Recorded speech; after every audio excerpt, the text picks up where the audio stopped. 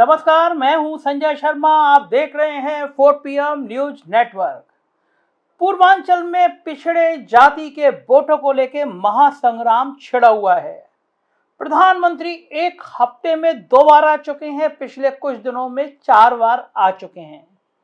पूर्वांचल में पिछड़ों की राजनीति तेज हो गई है और जो पूर्वांचल पे विजय हासिल करेगा 5KD 5 कालिदास मार्ग और लोक भवन में उसकी कुर्सी उसका स्वागत करेगी। तो जाहिर है पूर्वांचल की जंग में भारतीय जनता पार्टी और समाजवादी पार्टी दोनों ने दिन रात एक कर दिया है। पूर्वांचल में दोनों पार्टियां जानती हैं कि जरा सी भी चूक का मतलब रेस से बाहर होना है।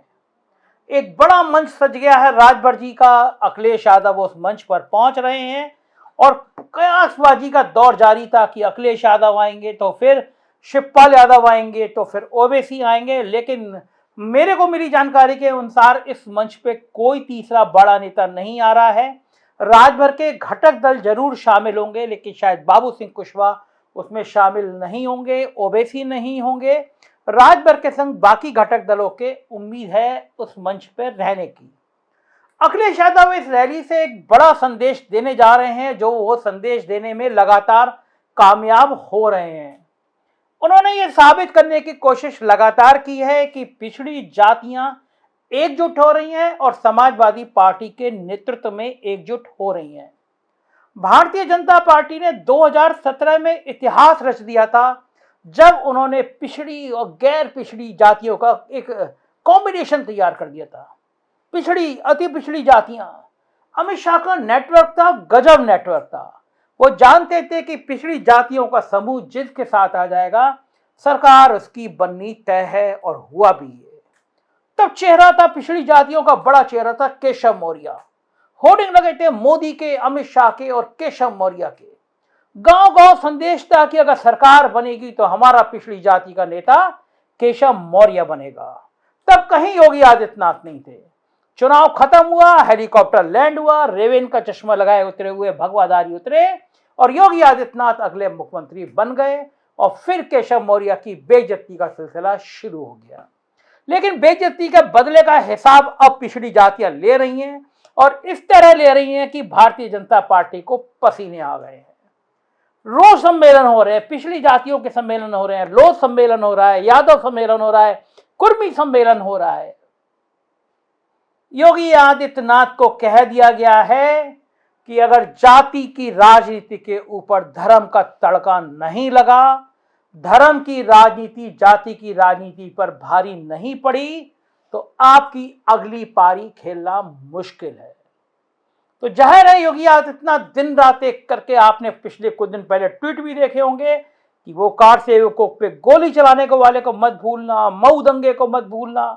पूरी कोशिश है कि धर्म का तड़का लग जाए, लेकिन दुर्भाग्य है उनका कि इस बार धर्म का तड़का नहीं लग पा रहा। मैं खुद 1 दर्जन से अधिक गांवों में गया, मेरी टीम जा रही है। बड़ी हैरानी की बात है कि अब गांव वाले इतने जागरूक हो गए हैं। वो कहते हैं, जो उनका बीजेपी का विरोध करते हैं, उनसे सवाल करते हैं कि देखो राम मंदिर बन गया, उनका जवाब होता है कि ये बीजेपी के लोग सिर्फ हिंदू मुस्लिम की बात कह के हमें गुमराह करना चाह रहे हैं। लेकिन सारे लोग ऐसे हो, ऐसा भी नहीं है। योगी आदित्यनाथ के उग्र हिंदुत्व से प्रभावित भी हैं, लेकिन पिछड़ी जातियों की गोलबंदी इस हिंदुत्व के तड़के पे हल्की हो रही है, तड़का नहीं चल पा रहा। इस बीच में ओपी राजभर ने बहुत शातिराना चाल चली थी। कुछ दिन पहले एक संकेत दिया था कि वो भाजपा से भी बात कर सकती हैं। पूरे देश में हड़कंप मच गया था ओपी राजभर के इस बयान के बाद। बीजेपी गदगद थी। स्वतंत्र देव सिंह के यहाँ ओपी राजभर हुए थे, चाय पी थी, गरम पकौड़ियां खाई थी, और ये माना जा रहा था कि स्वतंत्र देव सिंह पटा लेंगे राजभर को और राजभर आ जाएंगे बीजेपी में। लेकिन ऐन वक्त पे गच्चा दिया। गच्चा उस समय दिया जब प्रधानमंत्री कुशीनगर में ओजस्वी भाषण दे रहे थे और ओपी राजभर अखिलेश यादव के साथ चाय पी रहे थे। वो चाय की मीटिंग का वीडियो ओपी राजभर ने जारी कर दिया और कहा भाजपा को साफ करना है, हमको और अखिलेश यादव को मिलना है। पूर्वांचल की सीटों में कम से कम ऐसी 3 दर्जन से अधिक सीट हैं जहां पर राजभर वोटों का खासा प्रभाव है। ओपी राजभर 30-35 सीटों पर सीधा असर डालते हैं। राजभर वोट उनकी से सुनता है, उनकी बात सुनता है और ओपी राजभर की बीजेपी के कैबिनेट मिनिस्टर बनने के बाद जितनी बेइज्जती हुई है वो भी राजभर समाज याद रखता है। एक कैबिनेट मिनिस्टर ओपी राजभर, उसकी इतनी हैसियत नहीं थी कि वो अपने शहर की, अपने गांव की, जहां वो रहते हैं वहां की सड़क तक बनवा पाए।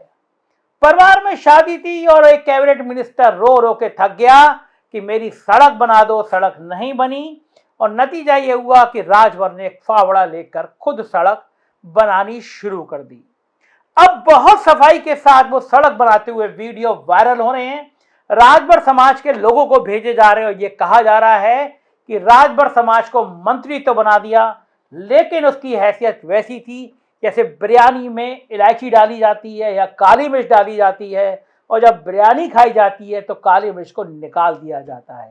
तो राजभर समाज के लोगों को संदेशा दिया गया कि राजभर वोटों का इस्तेमाल काली मिर्च की तरह किया गया और अब यही मैसेज, यही वीडियो भारतीय जनता पार्टी के लिए परेशानी का सबब बन रहा है क्योंकि पिछड़ी जातियों की गोलबंदी हो रही है। पिछड़ी जातियों में संदेश आ रहा है कि यह सरकार तो ठाकुरों की थी, यह सरकार पंडितों की थी, यह सरकार बनियों की थी, पिछड़ी जाति की उपेक्षा बहुत हुई है।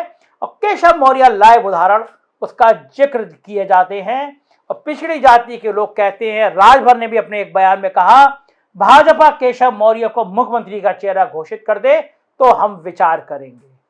जाहिर है ये राजनीति के बड़े दांव पेच होते हैं जिसमें अपनी शतरंज की चौसर पर सामने वाले को फंसाया जाता है, उसके प्यादे मारे जाते हैं।